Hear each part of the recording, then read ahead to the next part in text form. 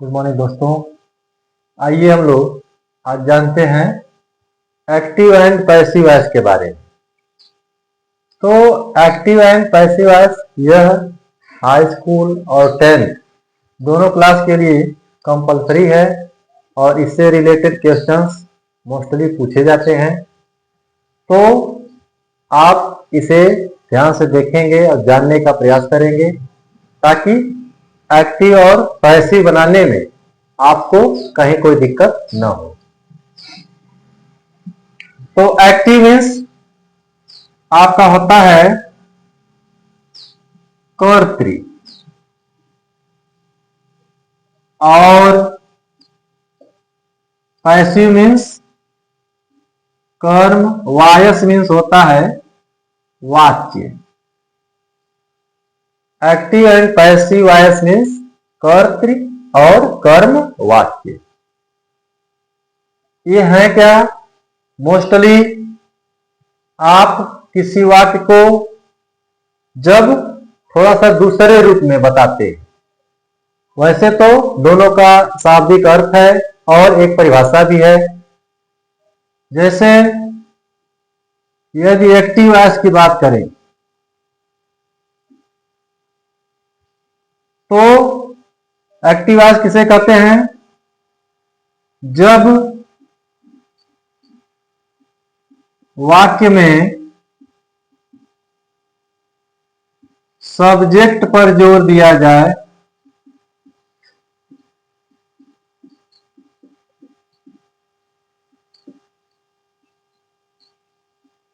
तो वह active voice होता है।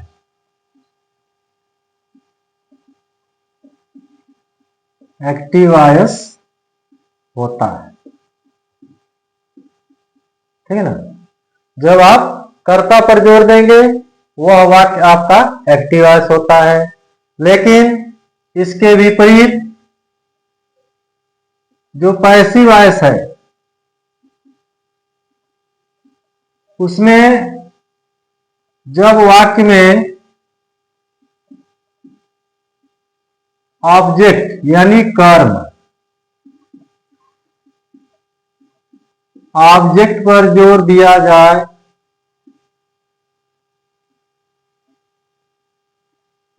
तो वह पैसिव वॉइस होता है।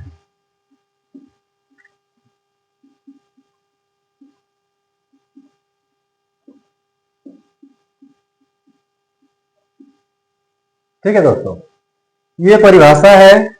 जब आप वाक्य में कर्ता पर जोर देंगे वह एक्टिव वॉइस है। जब आप ऑब्जेक्ट यानी कर्म पर जोर देंगे तो वह वाक्य पैसिव वॉइस कहलाता है।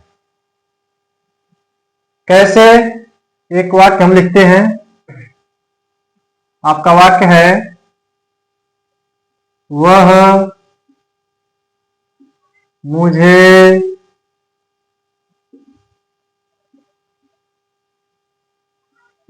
स्कूल में पढ़ाता है। देखिए, यह वाक्य है आपका हिंदी में। अब जो ट्रांसलेशन हम करेंगे वह क्या कहलाएगा? Active voice. जो हम ट्रांसलेशन करेंगे अंग्रेजी में वह एक्टिव वॉइस कहलाएगा। तो यह हो जाएगा प्रेजेंट इंडेफिनिट टेंस है। देखिए, ता है तो he teach me in the school. ये वाक्य हो गया आपका he teach me in the school. यह एक्टिव वॉइस में। अब इसी को हम पैसिव बना दें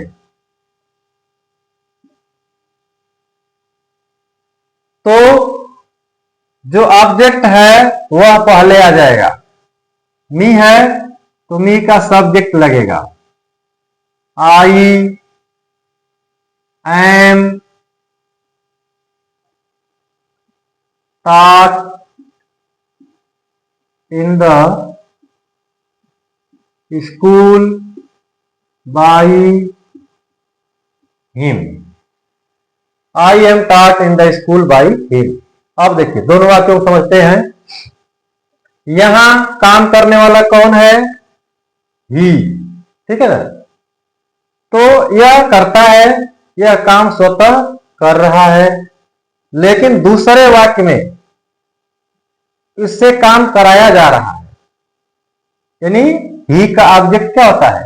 हिम। यहां हिम लिखा गया, तो यह आपका वाक्य पैसिव वॉइस हो गया। ठीक है, यही बेसिक अंतर है।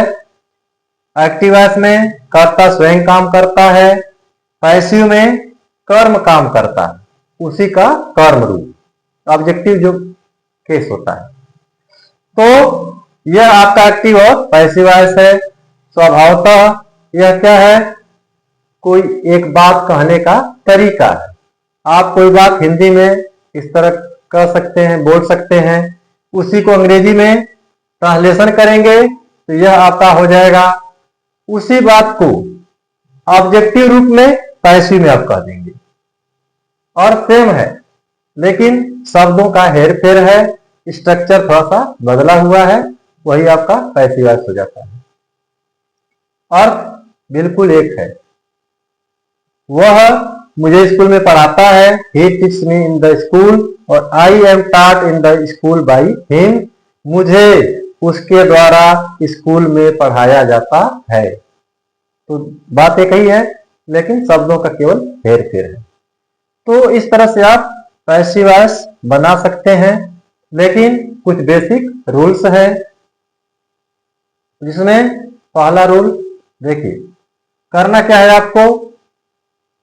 जो एक्टिव वॉइस का ऑब्जेक्ट है, ठीक है ना, वह पैसिव वॉइस में सब्जेक्ट बनेगा।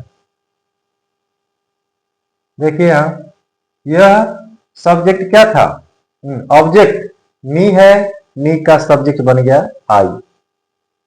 दूसरी चीज पैसिव बनाते समय ध्यान देना है, एक्टिव वॉइस जिस टेंस में रहेगा पैसिव बनाते समय, वह टेंस ठीक अगले टेंस में बदला जाएगा। लेकिन प्रेजेंट कॉन्टिन्यूअस, पास्ट कॉन्टिन्यूअस और फ्यूचर कॉन्टिन्यूअस में ऐसा नहीं होता है। वह पैसिव वॉइस उसी में रहता है, केवल बीइंग हम जोड़ देते हैं। तीसरी बात, जो एक्टिव वॉइस में कॉम्प्लीमेंट है, उसको आप बाई से पहले रख देंगे। जो ऑब्जेक्ट से पहले बाई आप लगाएंगे, उससे पहले कॉम्प्लीमेंट को रख देंगे। फिर चौथी चीज, पैसिव वॉइस में मेन वर्ब का हमेशा थर्ड फॉर्म प्रयोग किया जाता है। देखिए, टीच का थर्ड फॉर्म टाट। ठीक। और पांचवी चीज, जो एक्टिव वॉइस का सब्जेक्ट है, पैसिव वॉइस में ऑब्जेक्ट बनता है, तभी इसको पैसिव वॉइस कहते हैं, और उससे पहले बाई का प्रयोग करते हैं। देखिए यहां सब्जेक्ट क्या था? ही, और हमने कर दिया हिम, और उससे पहले बाई का प्रयोग। ठीक। और एक और चीज ध्यान देने योग्य है, जो पैसिव वॉइस है वह ट्रांजिटिव वर्ब,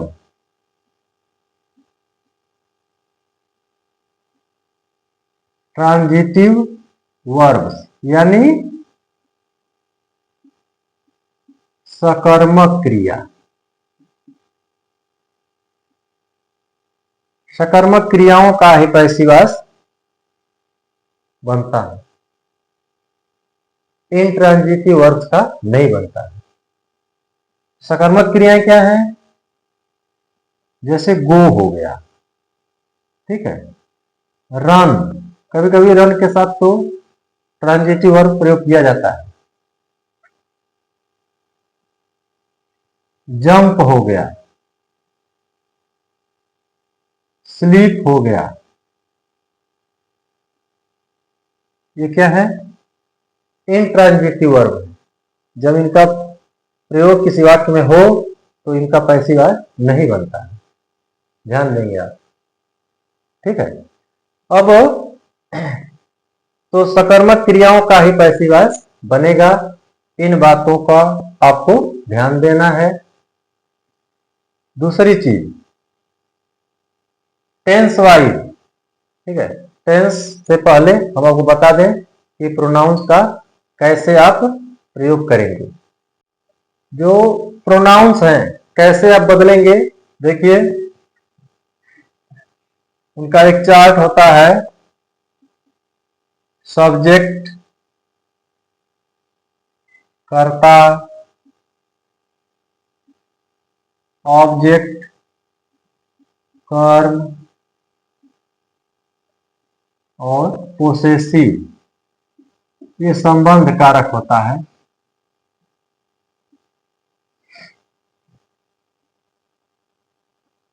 ठीक है, देखिए इनमें जैसे आई है, आई का ऑब्जेक्ट मी और पोसेसिव होता है माई। वी का ऑब्जेक्ट अस, पोसेसिव होता है आवर। यू का ऑब्जेक्ट यू, पोसेसिव योर होता है। ही का ऑब्जेक्ट हिम, पोसेसिव हिज होता है। सी का ऑब्जेक्ट हर और इसका पोसेसिव भी हर होता है। दे का ऑब्जेक्ट देम और पोसेसिव होता है देयर। इट का ऑब्जेक्ट इट और यह हो जाता है इट्स। तो अब पैसिव बनाते समय अगर सब्जेक्ट दिया होगा तो वह इसमें चेंज किया जाएगा, अगर ऑब्जेक्ट दिया गया होगा तो वह इसमें चेंज किया जाएगा। ध्यान देंगे, ठीक है। जैसे एक उदाहरण देते हैं, सी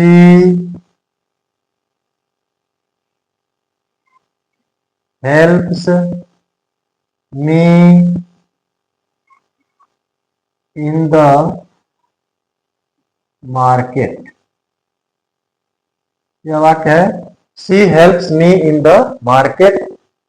तो अब ऑब्जेक्ट कौन है, मी। देखिए यह ऑब्जेक्ट है, तो अब यह क्या बन जाएगा, आई बन जाएगा सब्जेक्ट। आई और टेंस हो जाएगा present continuous. I am main verb का थर्ड फॉर्म।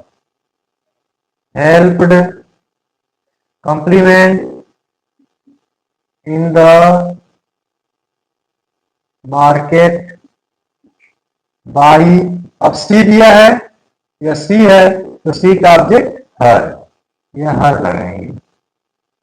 अर्थात ऑब्जेक्ट सब्जेक्ट बन गया, सब्जेक्ट ऑब्जेक्ट बन गया।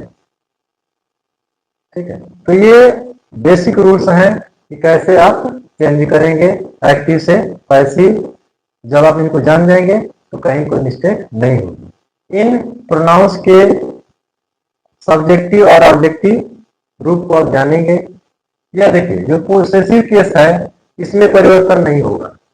यह अगर एक्टिव वॉइस में दिया है तो इन्हें उसी रूप में लिख देते हैं, ठीक है। लेकिन इसमें अगर ऑब्जेक्ट है सब्जेक्ट बनेगा, सब्जेक्ट है तो ऑब्जेक्ट। इसका आप ध्यान देंगे, ठीक है। Thank you.